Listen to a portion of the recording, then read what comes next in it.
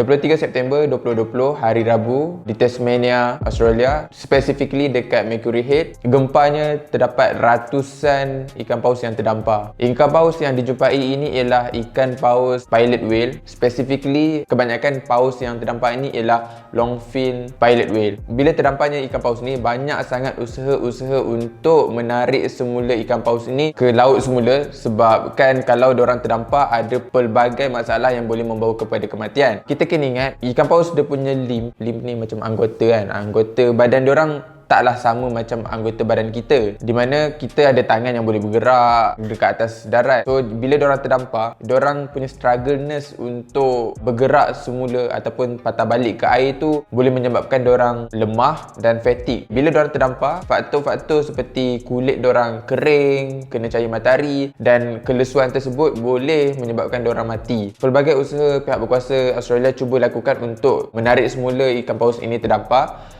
Walau macam mana diorang usaha sekalipun, kena ingat yang numbers of people yang tolong untuk tarik semula ikan paus ni kembali ke laut lebih sikit daripada numbers of ikan paus ini yang terdampar. Bayangkan ada 370 hingga 400 ikan paus yang terdampar serentak dan korang perlukan 8 ke 6 orang untuk kembalikan seekor ikan paus ke laut. So berapa banyakkah orang yang diperlukan untuk kembalikan ke semua ikan paus yang terdampar tersebut? Apa yang terjadi pada bangkai ikan paus yang tak dapat diselamatkan tersebut? Sekarang ni diorang dalam usaha untuk lupuskan bangkai-bangkai tersebut, supaya bangkai tu, yelah kan bangkai kan kalau lama-lama dibiarkan dia akan bau busuk kan. So unpleasantness tu kita nak cuba elakkan lah dekat pantai tersebut. Mesti korang nak tahu kenapa benda ini boleh berlaku, kenapa sampai ke 300 ke 400 ikan paus ini terdampar. The reason, the factor, the cause of this event are still unknown, and scientists macam tertanya-tanya lah kenapa benda ni berlaku. Saya ada bagi beberapa reason kenapa ikan paus boleh terdampar dekat pantai dekat video yang sebelum ni. Cuma saya nak tambah lagi satu faktor dan teori kenapa ikan paus boleh terdampar. Ikan paus secara khususnya dolphin lah kan, diorang ni highly sociable. Maksudnya diorang bergerak dalam kumpulan. Bila diorang bergerak dalam kumpulan, diorang akan ada satu ketua yang akan lead the pod. Behavior diorang macam pergi memburu ataupun mendamparkan diri diorang lead by this one dolphin tau. So kalau dolphin ni terdampar, kawan-kawan kumpulan dia lain akan ikut terdampar sama-sama. Kenapa aku gelak? Benda ni tak lawak.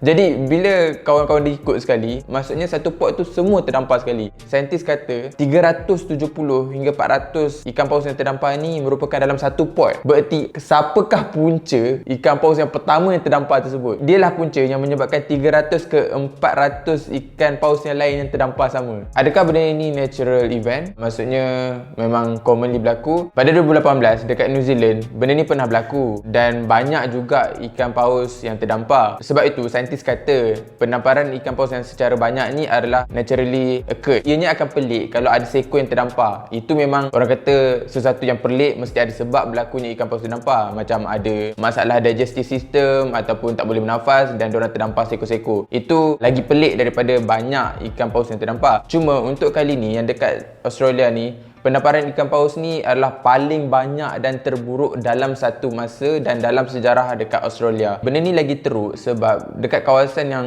ikan paus ni terdampar, geographically sangat-sangatlah susah dan mencabar untuk usaha-usaha menyelamat. Benda ni sangat susah sebab dibantu dengan arus current yang sangat kuat dan kawasan yang sangat-sangat cetek. So kalau diorang tolak macam mana sekalipun ikan paus ni ke tengah laut, arusnya akan tolak balik ikan paus ni ke pantai. Dan lagi satu, sebabkan diorang ni highly sociable, ada saintis nampak behavior yang selepas diorang dah cuba selamatkan ikan paus ni ke laut, ikan paus ni kembali mendaratkan diri diorang. Jadi benda tu lagi menyusahkan dan mensukarkan proses menyelamat ikan paus tersebut. Apa pihak berkuasa cuba buat ialah, once diorang dah cuba jauhkan ikan paus tersebut daripada kawasan pantai, kawasan gigi air, diorang akan cuba bimbing ikan paus ni kembali ke laut. Sebab diorang tak nak ikan paus ni kembali balik mendarat ke pantai. Daripada 300 ke 400 ikan paus yang mendarat ni, hanyalah 30 hingga 70 sahaja yang berjaya diselamatkan. Dan daripada 30 ke 70 tersebut, ada beberapa yang cuba untuk kembali mendaratkan diri diorang ke pantai. So konklusinya kat sini, event pendaratan ikan paus secara berjemaah ni ialah sesuatu yang memang natural event. Walau macam mana pun kita nampak benda tu teruk, walaupun terlalu banyak ikan paus yang terdampar dan beberapa saja yang dapat diselamatkan, at least kita mencuba untuk selamatkan